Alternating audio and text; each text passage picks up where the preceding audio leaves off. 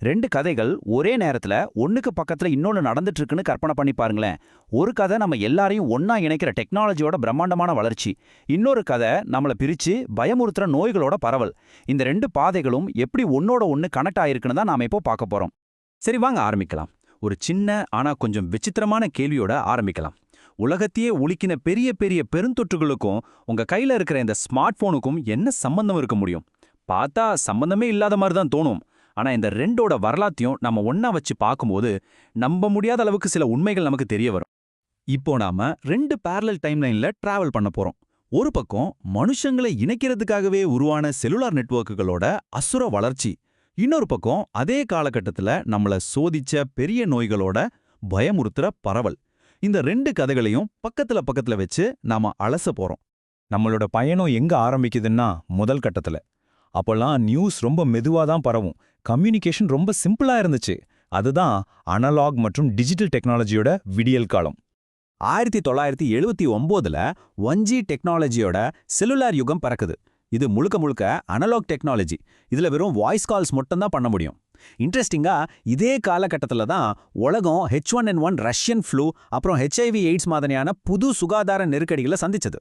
1Gயோட limitations என்னன்னு கேட்டிங்கன்னா ஆச்சரியப்படுவீங்க. வெறும் வாய்ஸ் கால்ஸ் மட்டும்தான் சாத்தியம். எந்த விதமான என்கிரிப்ஷன், அதாவது பாதுகாப்பு எதுவுமே கிடையாது. அப்படின்னா நம்ம பேசுறத மற்றவங்க ஈஸியா ஒட்டு கேட்க முடியும். அது மட்டும் இல்லாம அடிக்கடி சிக்னல்ல இரைச்சலும் இருக்கும். இதுதான் மொபைல் கம்யூனிகேஷனோட முதல் ரொம்பவே சிம்பிளான ஒரு படி. சரி, அடுத்த ஸ்டேஜுக்கு போலாம். 1991ல 2G டெக்னாலஜி வந்தப்போ கம்யூனிகேஷன் உலகமே தலைகீழா மாறுச்சு.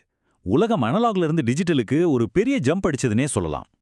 இந்த 2G டைம்ல தான் நமக்கு SMS அனுப்புற வசதியே வருது. நம்மளோட கால்ஸ் எல்லாம் டிஜிட்டல் என்கிரிப்ஷன் மூலியமா செக்யூர் ஆகுது. ஆனா அதே சமயம் 1994ல இந்தியாவில் பிளேக் நோய் பரவுச்சு. 1997ல பறவை காய்ச்சல் முதல் முறையா மனுஷங்களுக்கு வந்தது. டெக்னாலஜி வளர வளர நம்மளோட ஹெல்த் சேலஞ்சஸும் புதுசா உருவெடுத்துச்சு. இப்போ நாம கதையில ஒரு முக்கியமான கட்டத்துக்கு வர்றோம். இங்க தான் நம்மளோட கனெக்ஷன்ஸோட வேகமும் அதனால உலகத்தோட போக்கும் மொத்தமா மாறப்போகுது. பிராட்பேண்ட், அதாவது ஹை ஸ்பீட் இன்டர்நெட், நம்மளோட பயாலஜிய நேருக்கு நேரா சந்திச்ச ஒரு தருணம் இது. 2001ல 3G வந்தது. நம்ம போன்ல இன்டர்நெட் வந்துச்சு. இது ஒரு பெரிய கேம் சேஞ்சர்.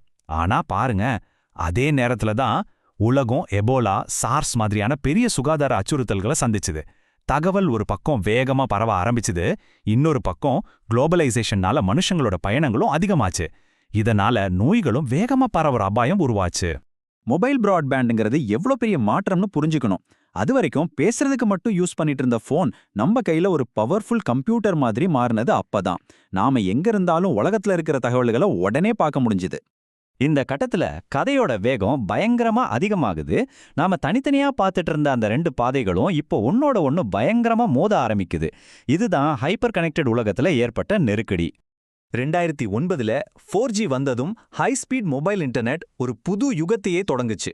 ஆனா அதே காலகட்டத்துல தான் பன்றிக் காய்ச்சல், அப்புறம் மேற்கு ஆப்பிரிக்காவை உழுக்குன எபோலா, ஜீகா வைரஸ்னு அடுத்தடுத்து கடுமையான உலகளாவிய சுகாதார அவசர நிலைகளை நாம சந்திச்சோம்.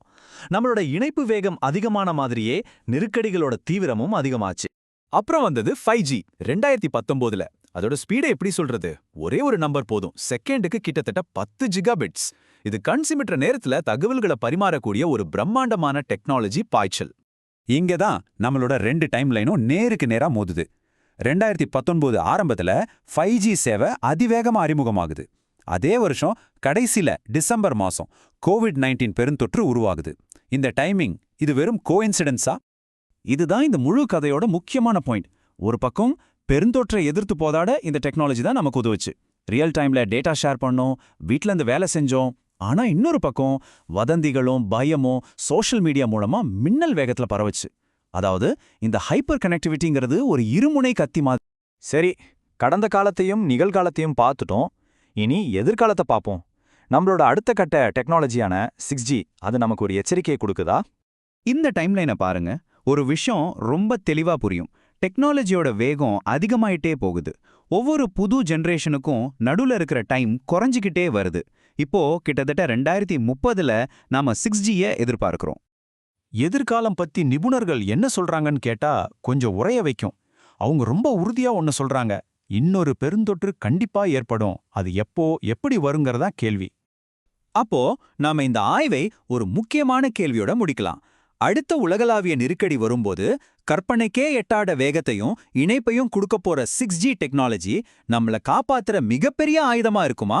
இல்ல தவறான தகவல்களையும் பயத்தையும் பரப்பி நம்மளையே அழிக்கிற நம்மளோட மிகப்பெரிய பலவீனமா மாறுமா? இது நாம எல்லாரும் யோசிக்க வேண்டிய ஒரு கேள்வி.